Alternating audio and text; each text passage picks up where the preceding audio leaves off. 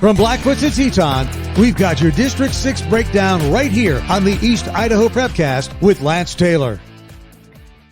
That's right. It's another edition of the East Idaho Prepcast on IdahoSports.com, your weekly one-stop shop for everything going on in District 6 athletics. It's brought to you by Pure Adrenaline Motorsports, your source for pulse-pounding adrenaline, sports apparel, and accessories that ensure you have what you need to unleash your inner beast.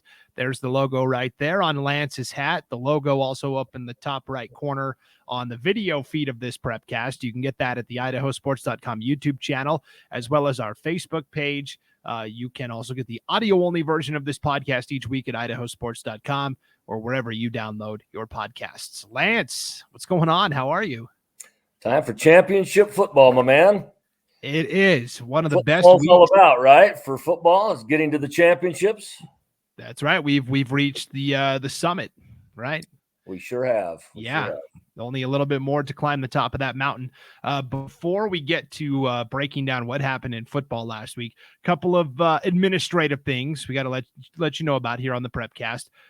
First of all, you have gotten to know this podcast as the East Idaho Prepcast, where we're breaking down everything in District 6. Well, as we advance past football season, we're going to change the format just a little bit because, Lance, there's just simply too much on my plate right now. Doing 8 podcasts a week is a lot. So we are going to consolidate our District 5 and 6 podcasts. Those have been 2 separate podcasts, but after today's episode, we will have Districts 5 and 6 all in one place each week with Lance Taylor. And occasionally we'll get Jordan Kay from the Idaho State Journal, who did a great job on our District 5 Prepcasts. We'll get him to pinch hit sometimes as well, so the fans are still seeing his face. But moving forward, nothing's going to change except that we're going to add a little District 5 to our District 6 conversation. I think it actually is going to work pretty well, Lance, because Districts 5 and 6 a lot of times are in the same conferences, or there's so much overlap anyways where the teams are always playing each other. Yeah, there is. We see that quite a bit. You take, for example, the 3A division, District 5, District 6. Each of those conferences only have 3 teams, so they tend to play each other throughout the season as well. Of course, District 6 is combined conference for 5A, District 5-6. So yeah, we see that. It's a good move.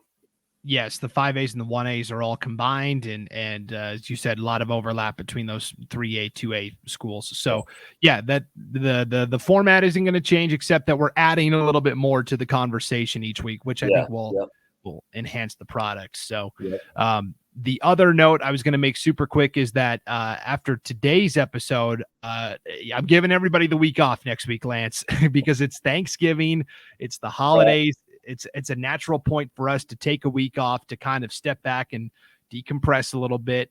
And then we will be back in 2 weeks to start talking about basketball and wrestling as we get to the winter sports season. Sound all right? That sounds perfect. We'll go with that. Yep. So no podcast next week. We'll be back in 2 weeks where we're talking about Districts 5 and 6 all under one umbrella, clear as mud. And so now we move into what happened in football last week.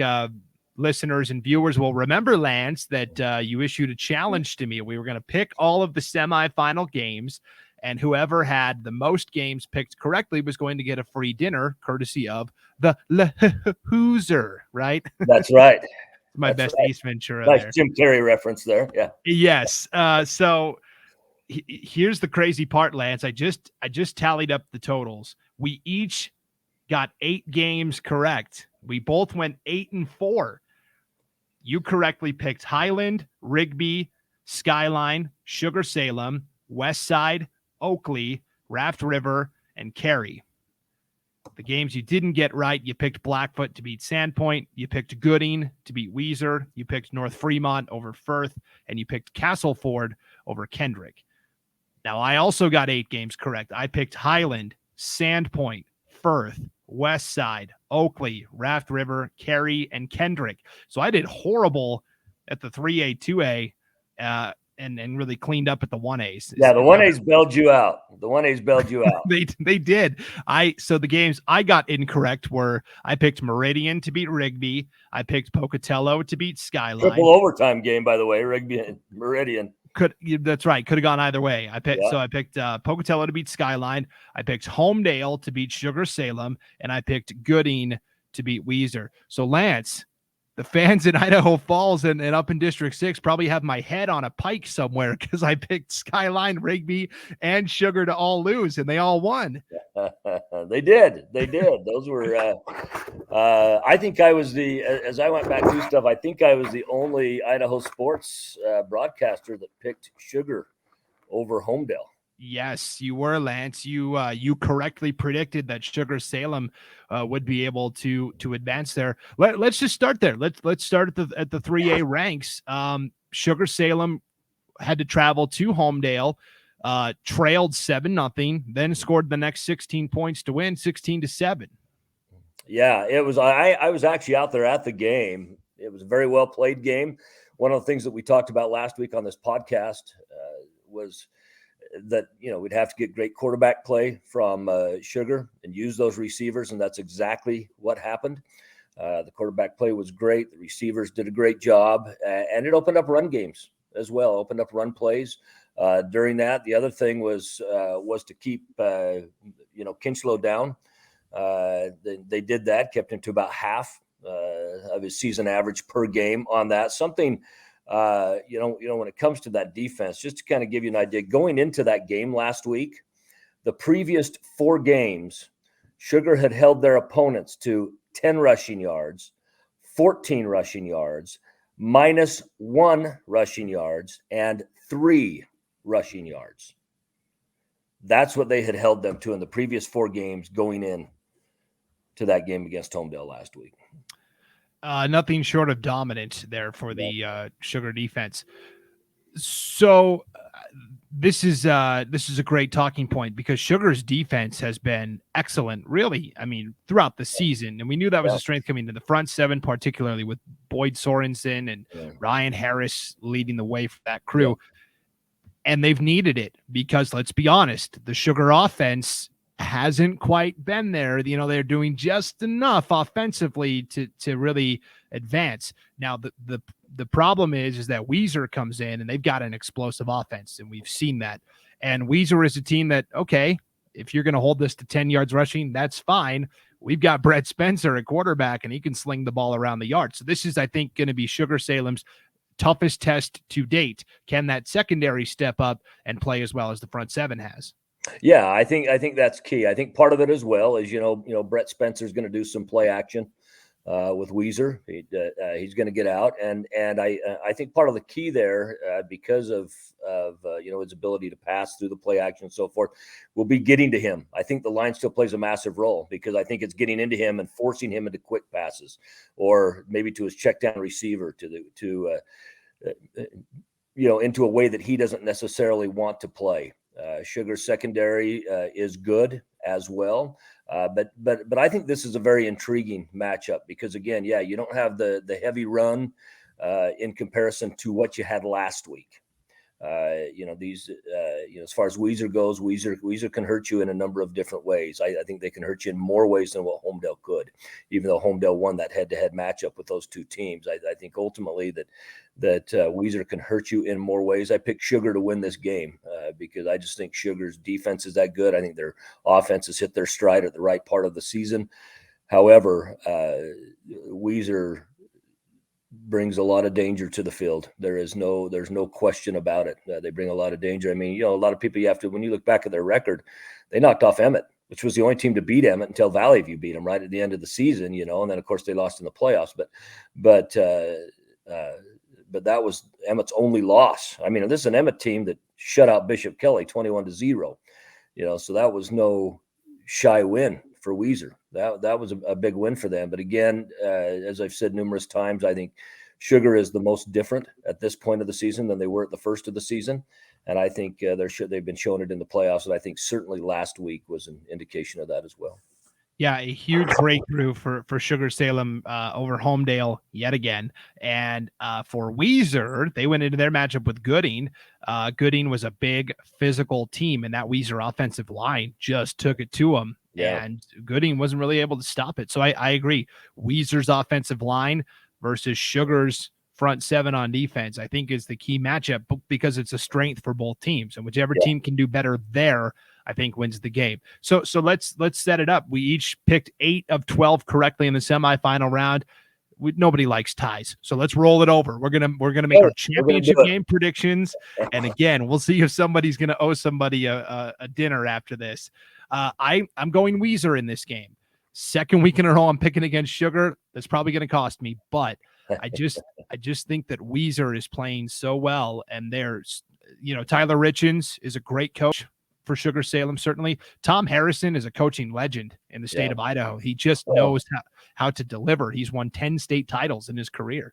Yeah, he has. Well, and he's got 54 and 34 game win streaks during his career as well. In fact, the 54 game one was the longest in the nation for a while. So I mean, he's certainly done some great things. Won 8 state titles from 95 to 2002 just at Snake River. I mean, so there. I mean, there's no question. He's a proven coach as well. I think the difference in this game again that played a large role in last week's game with Homedale is I think Daniel Neal, quarterback for Sugar, steps up and has another good game, and he's got 3 receivers that I would put up with almost anybody in the state.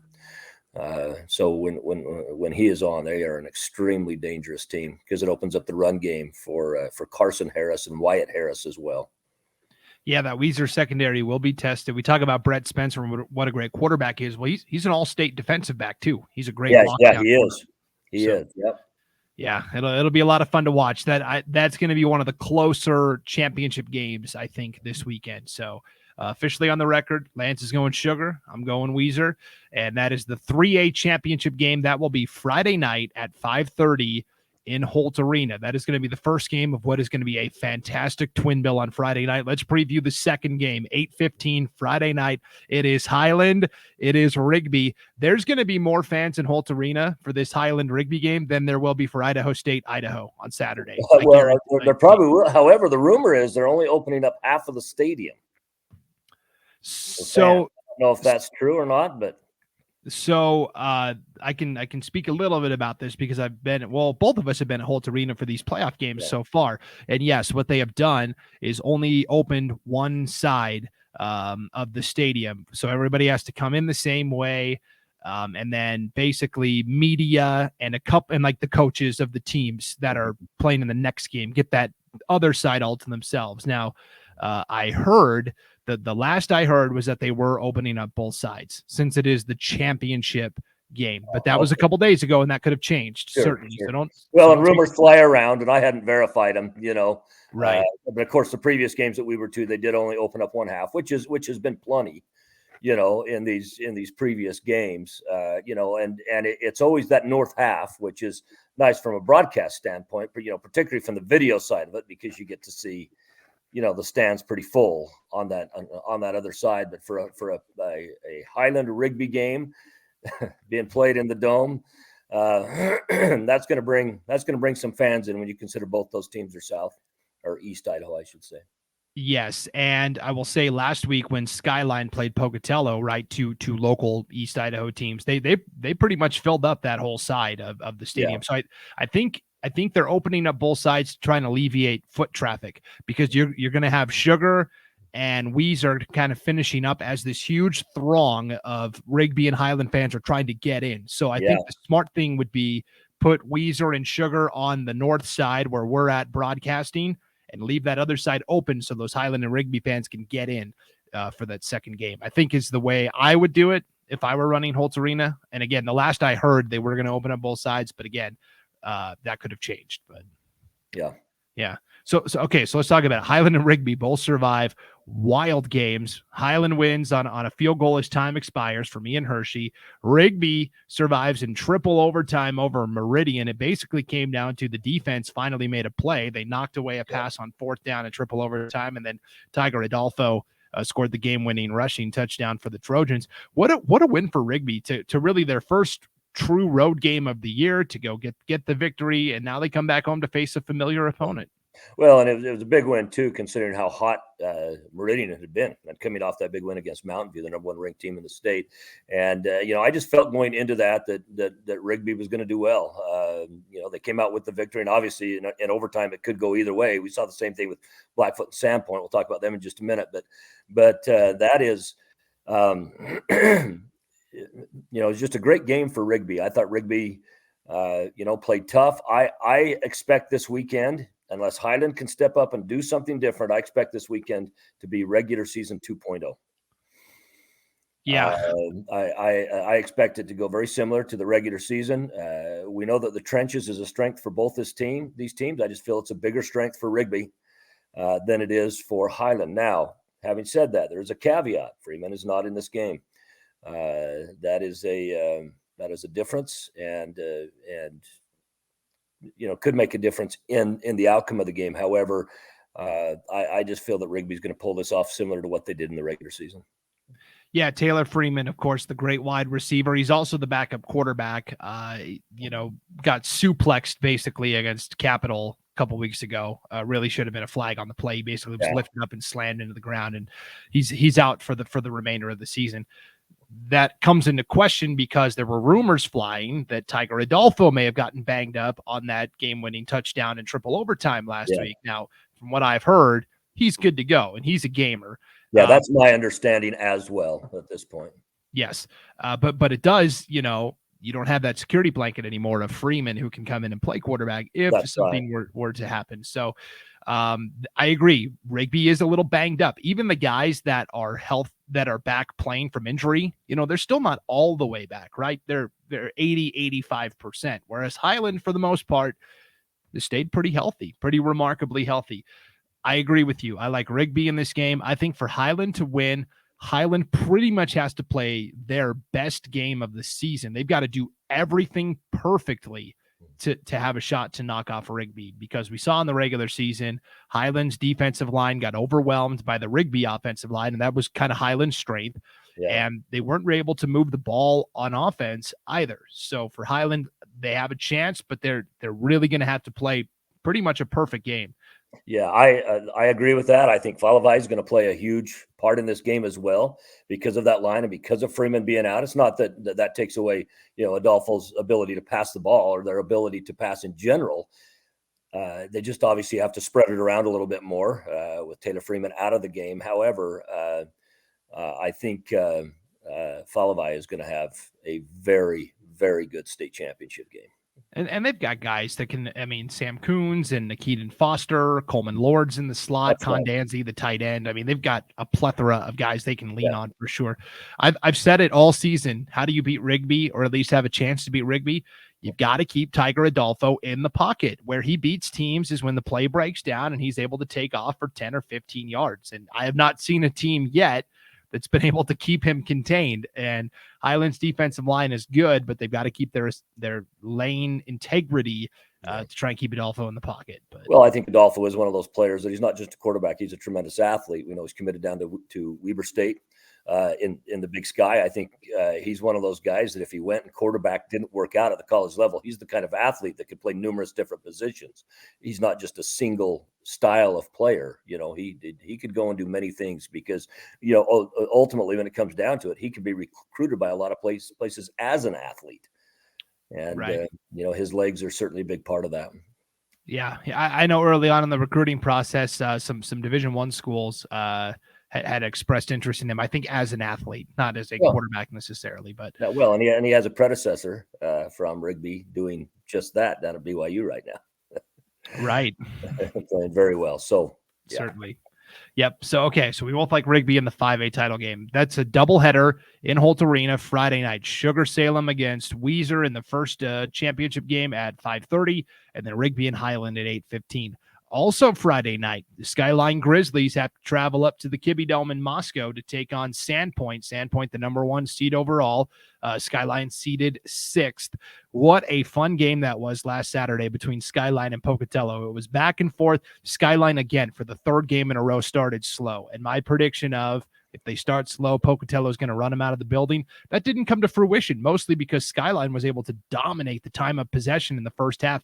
They ran 32 plays to Pocatello's 15 in that opening half. And because of that, they were able to really grab this game by the reins. And every time every time Pocatello would score, Skyline had an answer. And at the very end, they basically shut it down with Abron Silverio running out the clock. Pocatello could not get a stop defensively when they really needed to. Well, and last week in this broadcast, one of the guys I mentioned was Silverio. That I felt he would play a big role in this game, and their ability to use him to slow the clock down should that need to happen. That is what happened. You know, it was interesting. I was coming back from the Sugar Homedale game, so I was driving back while that game was on. So we had it pulled up in the vehicle. You know, had the audio on there. So I was listening to that game, and really I feel that Skyline. And I called Skyline to win it last week, and I just really feel like Skyline right now is an extremely tough team to beat. And that experience from being, you know, your reigning state champions being there last year, I think is playing a role. I don't think that the travel up to the Kibbe Dome is going to make much of a difference. You know, for them, I think it's sixes as far as that goes. I don't think they're going to mind the travel, and I pick Skyline to win this game over Sandpoint as well. Okay. See, although Sandpoint, one thing I've got to give Sandpoint as well, and it's a little bit like the Sugar team is, where I think Sandpoint is a much different team at this point of the season than they were at the first of the season as well. I mean, you know, early on in the season, they took an absolute shellacking from Homedale. You know, but this Sandpoint team is peaking as well at the right time. But I pick Skyline to win that game. This is a Sandpoint team, and I'm picking Sandpoint to win. I think Skyline is playing better right now, but my preseason pick to win 4A was Sandpoint, so I got to stick with that. Well, and the thing is, it's been a good pick for you. Yeah, I mean, they're a very good team, and again, we're at the point of the season where we look and say it really wouldn't surprise us whichever team won. It's not going to be a surprise. We each have our feeling, and you know, of who might win, but it's not going to be a surprise. I mean, just like last week, you know, I picked Blackfoot to win that game. This was an overtime game as well, one that was done by a gutsy 2-point conversion attempt, you know, by Sandpoint to win it. And you know, Sandpoint is a very good team. I think, for me, looking at the matchups, and maybe it was because of the Max Prep rankings, you know, and getting the teams they should have on opposite sides of the brackets and things like that. Although we had a lot of big dogs that did lose early on, but I just think that our championship games this year have the potential to be the most competitive group of championship games as a whole that we've seen in a long time. Yes, and every team that has gotten to this weekend has certainly had to earn it, right? I mean, there's been some fantastic quarterfinal. I've talked to people, and they've said this is the best round of semifinal games they've ever seen in Idaho history. Now, I haven't lived here that long, so I don't know that personally, but that's what people have told me. So, have you lived here long enough to vote? I'm just kidding you. Hey, you know, in the city I live in, there's a runoff election for the mayor. Mayor of Pocatello. So I saw that runoff election and a big debate last night for the ones in Blackfoot, you know, and stuff. I mean, it's quite the political scene right now in Southeast Idaho as well, you know. Certainly, but, we count you as an Idahoan, you know. I mean, present day stuff. I know my stuff. It's just the history part of it. I have to lean on others to tell me how this compares historically to other things. Sure. Blackfoot, real quick. Let's talk about their season. It was a wild, heart-stopping game just about every week for Blackfoot. They lost 4 times this year, basically because of 2-point conversions. Twice they went for 2 and didn't get it. Twice they allowed a 2-point conversion to allow the other team to win. But what a season for Blackfoot as well. Just a nod to them. Yeah. Blackfoot did very good. And again, I felt that Blackfoot was the team that all year long didn't consistently live up to their talent level. You know, I think there were times they did. I had them earlier on in the season against Skyline, and I thought they played a fantastic game. In fact, I really jumped on the Blackfoot bandwagon at that time because I realized, boy, if this team's playing their best, they're tough. They are a very, very tough team. I don't think we consistently saw that out of them this year. They certainly fall in the category of cardiac kids. They had everybody on the edge of their seat all year long.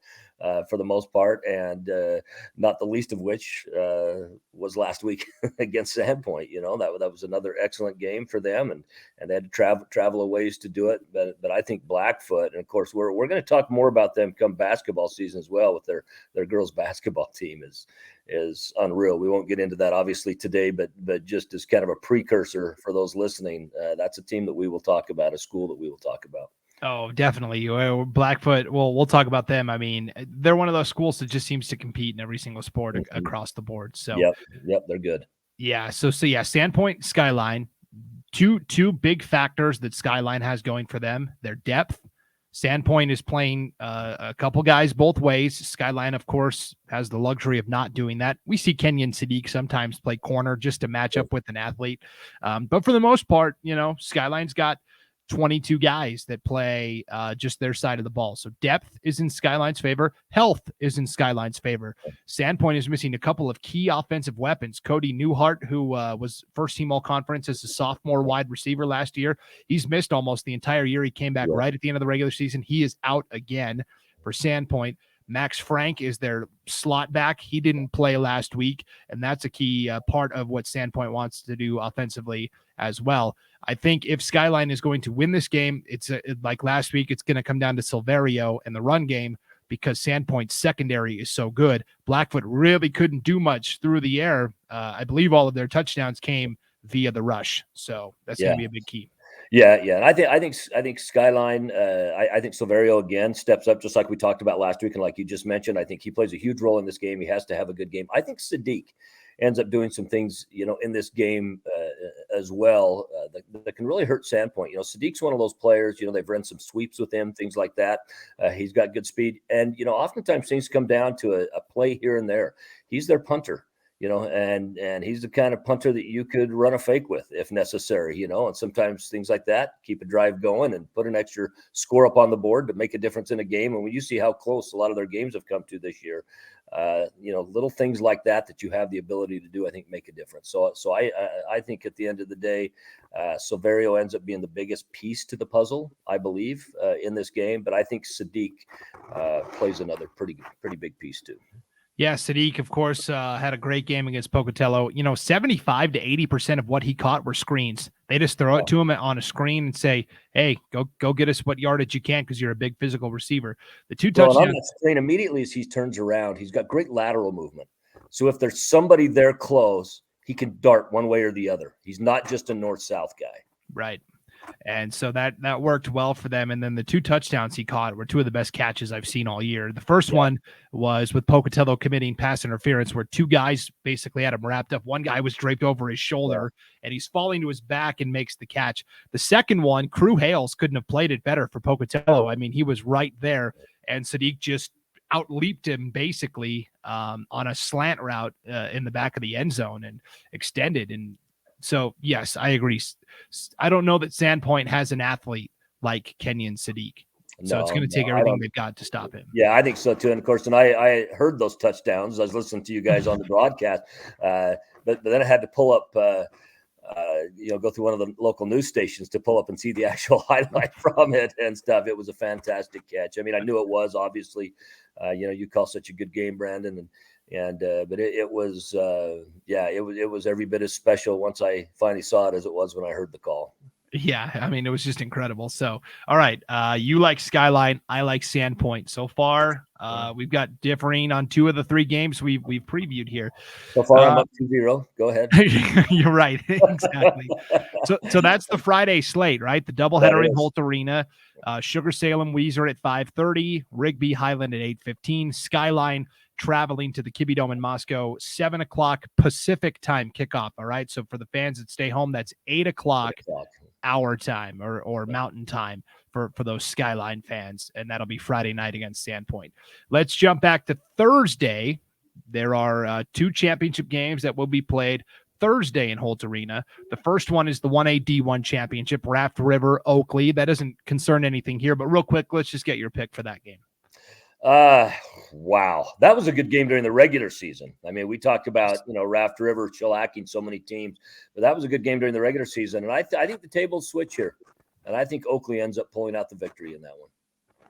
Okay. I'm going Raft River. I have been, again, like Sandpoint, it was my preseason pick to win. And I've been the only person that's had Raft River as the number one team in my media poll all year long. And then people finally jumped on when they beat Oakley in the regular season finale. I agree. This game is so close. This might be the best championship matchup. I think Sugar Weezer is a close second, but in terms of competitiveness, I think this is the best one. Yeah. I mean, this has the potential to be just an absolute special game. You know, Lapwai hung with Raft River for a little while last week. We both called Raft River for that game, but had picked them for that game. And then of course the wheels fell off, and then Raft River ended up opening it up. You know, but Raft River, and the thing is, you don't say this a lot about 1AD1 teams because there's so few players overall. I mean, these are small schools, you know, 1AD1 and then especially 1AD2. But I think Raft River, they are a very deep team for a 1A school. You know, they've got a lot of talent on that, but so does Oakley. You know, Oakley, wasn't too many years ago that Oakley was a 2A school and was playing 11-man football. And, so they're one of the bigger 1AD ones in the state, kind of like Grace was, you know, when they first dropped down from the SEIC conference and went into the 1AD1 division. But I don't know why, but I think Oakley pulls this one out. Yeah, it'll be a great game. I'm going Raft River. You're going Oakley. I did want to mention real quick, Oakley did play Butte County last week in the semifinal round, and it was a wild game. Butte County Boone Gamet came through and blocked a punt and recovered it and took it in for a touchdown all in one play. Butte County led 8-0, but then they gave the momentum right back to Oakley because Oakley returned the very next kickoff for a touchdown. And, you know, Butte County just wasn't able to run the ball like they wanted to. They thought their physicality could beat Oakley's speed. Oakley's speed was a little bit better. And so for Butte County, it was a disappointing way to end the season, but what an overall season they had. I mean, it was a really incredible year. It was a fantastic season. And for you and I last week, I mean, obviously we made our picks in that game, but ultimately that was more of just a pick 'em game, you know, in the sense of that was one that we just didn't know for sure. You know who comes out. Of course, it's not like you ever know for sure, but oftentimes you have a pretty dang good idea. You know, I don't think either one of us would have been afraid to put our entire, you know, paychecks for a couple years on a table in Vegas over the Bear Lake Westside game last week. You know, and so, but this is one that truly we didn't know going into it, and I think very much the Raft River Oakley game. I mean, we have our picks in that, but that's another one we just don't know. I mean, that could go either way. Yep. Now, in that Oakley Butte County game, there was a little bit of controversy. I know the fans in Arco and from Butte County are hurting a little bit. There was a story that came out. It was really a nicely written article last week about Porter Taylor. He's an a lineman at Butte County. His mother was killed a year and a half ago because of a drunk driver. You know, she was just, you know, basically minding her own business, and some idiot, you know, hit her and she ended up passing away. And it was a really awful. Yes, a very awful tragedy. And so it kind of came, you know, that a lot of people didn't know about it until this article was written about it. Saturday, as Oakley was running back onto the field for the second half of play, they had one of those fan-made signs, you know, the cheerleaders or the students, whoever made it, and it said basically something along the lines of, "Hey, your mom called and said you left your game at home." And Butte County fans took that as, hey, they're taking a shot at our guy, Porter Taylor, because he lost his mother. Now, I will say, as a neutral observer, I don't think Oakley had any malice or intent behind the sign. I think it was just kind of one of yo mama type jokes. You know what I'm saying? That they kind of viewed it that way. Yes. Now, I can understand that Oakley feels like they didn't do anything wrong, and I can understand Butte County thinking they did, because for Butte County, you know, it struck a nerve, certainly, and this is a personal subject. Oakley, I don't think, knew about any of that coming in. I don't think there was any malice or ill will besides a little friendly smack talk. I guess this is a good learning moment for everybody to say, hey, let's just promote our own team and not worry about rather than knocking the other. Yeah. Yes. Yeah. And I think, to be honest with you, there's a big push in that in sports in general right now. It's become vitriolic, you know, in a lot of scenarios. It's not something that we need. You know, as fans, yeah, sure, boo a little bit at something you don't like or this, that, and the other. But when it starts getting kind of personal, or in a position where a team could really take it personal in that sense. We've just got to be a little bit more cautious, and we're not saying let's not be fans. And of course, one of the great things I've always felt about sports is the ability to go through all those emotions in such a safe environment in such a short period of time, from angst to excitement to sorrow to fear to elation to, everything. And, but I think there are some boundaries that we have to be careful. I don't think this is one that was anything intentional at all, but obviously had the potential to be so. Yeah. And so I feel for both sides. Both sides probably think the other was in the wrong. And I think it's just one of those situations where moving forward, we can do better. And I feel for the Butte County fans. It was a rough day, didn't end the way they wanted to. Then you add that on top of it. I certainly feel for the good folks in Arco. So, yeah. All right. They are good folks too. The first nuclear city. Yes. Yeah. I mean, they are there. I mean, I was talking to Coach Sam Thorngren before the game, and it was the first time I'd met him in person, and he is just great to talk to and interact with as well. So Butte County is a team that will be around. I'll say that. If they got back to the semifinals last year or next year, I don't think it would surprise anybody. Nope. Yeah. And that's a team that, again, not too many years ago was a 2A team and was playing 11-man football.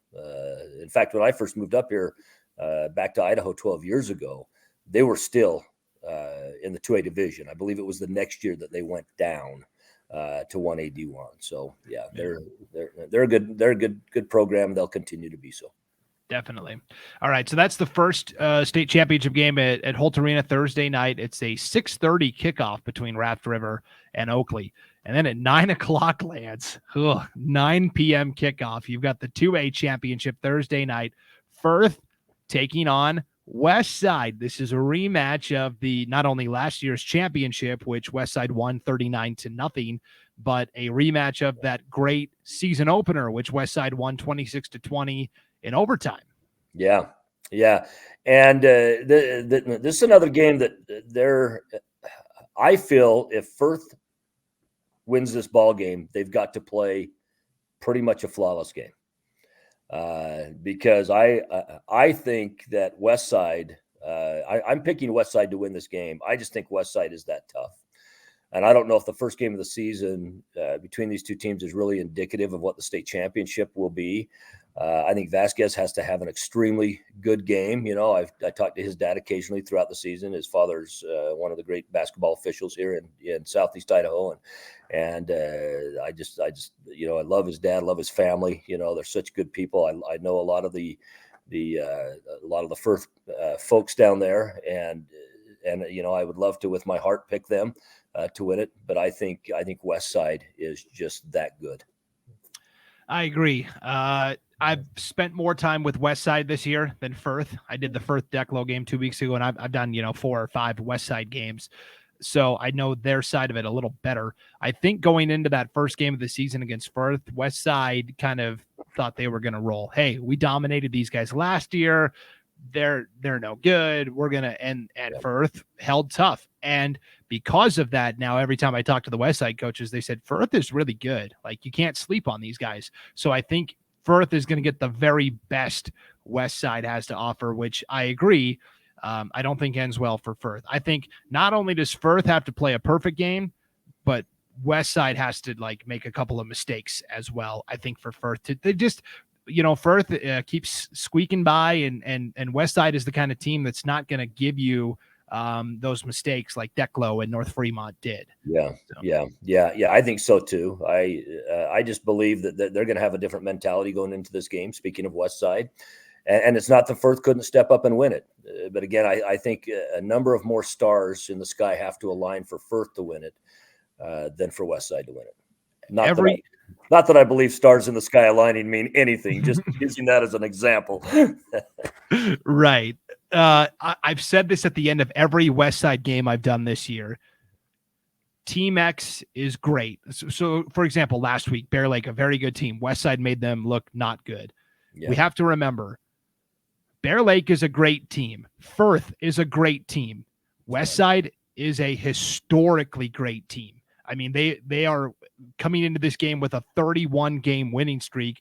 best in the state of Idaho by a large margin, 2-time defending state champs. And so just because the score is lopsided doesn't mean that Bear Lake wasn't a good team or that Firth isn't a good team. It's because Westside is just that good. Yes. So I do like Westside here, just like you, but Firth, I think, has a chance to show up and compete well. So yeah, I think so as well. This is, but I just think Firth is just again has to play an exceptional game. I don't think Westside has to play an exceptional game to win it.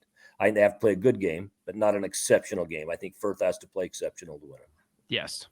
All right. The final championship will be Saturday at 1 p.m. at the Kibbe Dome in Moscow. It's the 1A D2 final. Carey against Kendrick. Who do you like in that game, Lance? I like Carey in that game. I picked against Kendrick last week, and I lost that. You rightly so picked Kendrick to win that game. But I think Carey steps up. And again, when you talk about historically good programs, Carey's another one of those. Eight-man football. I tell people all the time, if you have not watched 8-man football, that is some of the funnest football to watch. It's a blast for sure. Carey, this will be their final game in the 1A D2 ranks. They're moving up to 1A D1 next year. And everybody else is saying, sayonara, don't let the door hit you on the way out. Well, and a lot of D1 teams are saying, now come up. You're going to have to play in the D1 ranks and see how you do. Well, they're going to get a pretty good shock because Carey's a very good team. Well, think about that conference now. You've got Raft River and Oakley, and you're throwing Carey into the mix along with Lighthouse Christian and Murtaugh, which both are. I mean, that's going to be a loaded conference. That is going to be a loaded conference. It is going to be a loaded conference. And in fact, I think out of those teams, the only one that has not been in a recent state championship, within the last recent years, I think is Murtaugh. All the rest of them have been in recent state championship football games. And from what I'm hearing from coaches, they're saying look out for Murtaugh next year. So I don't know. It could be a lot of fun. I also am going with Carey. So officially, we both picked Rigby, we both picked Westside, and we both picked Carey. You have gone with Sugar Salem over Weiser. I've gone with Weiser over Sugar. You've gone with Skyline over Sandpoint. I've gone with Sandpoint over Skyline. And you've gone with Oakley over Raft River. And I've gone with Raft over Oakley. So potential for a tie still exists, but I think one of us is going to win this thing this week. Yeah, that's going to happen. B-dubs. Yep. Kind of the spot for the Idaho sports guys, no matter what. Right. If there's a B-dubs, we're there after playoffs. We need to get them to advertise on here. I know. I mean, we really need to get them to advertise on here. But for as much money as our boss spends there, you would think that, they'd be able to help out. But well, he's got the equivalent of about 200,000 Sky Miles at B-dubs. In B-dubs points. Yeah, that's right. You're right. Yeah. Well, it's going to be a lot of fun for championship weekend here in the state of Idaho for all of the football championships. Friendly reminder, no podcast next week. We're taking the week off for the Thanksgiving, and then we will be back in 2 weeks to talk about all the winter sports activities going on. So, Lance, let me say early, happy Thanksgiving. Happy Thanksgiving to you as well. Are you staying in town? Are you traveling? What are your plans? Yeah, so my wife and I, all of our family lives in Montana. We're the lone outliers that live somewhere else. So yes, we will be traveling back to Montana for Thanksgiving. So good for you. Safe travels. We're going down to southern Utah, down to St. George to my dad. Okay, that's going to be a good spot. For Christmas, we've always made them come to us if they wanted to, because too hard with kids, to pack all your gifts up and stuff and travel to places. But for Thanksgiving, we kind of spread that around a little bit. And I'll tell you the greatest thing that we have started doing for Thanksgiving. When we go with my dad, he takes us out to Golden Corral.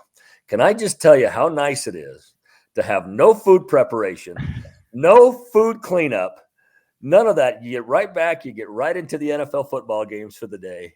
Kick back, sleep from that turkey, and love it. No leftovers, though. That's the best part of Thanksgiving. Well, this is what happens. My dad always cooks a turkey a few days before.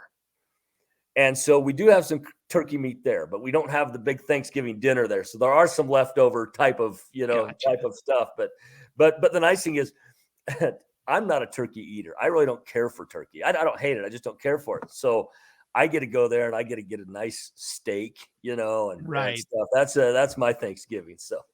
Okay. You've got it figured out. You should write a book on that. How to win at Thanksgiving. Another pro tip. Yeah. Yeah. And how to get your father to pay for it. That's an even bigger one, Yes, no doubt. All right, Lance. Well, have a safe trip down there. Have a happy Thanksgiving. Enjoy the games this weekend, everybody. And we'll see you in 2 weeks back here on the East Idaho Prepcast, brought to you by Pure Adrenaline Motorsports, your source for pulse pounding adrenaline sports apparel and accessories that ensure you have what you need to unleash your inner beast. We'll see you next time on IdahoSports.com.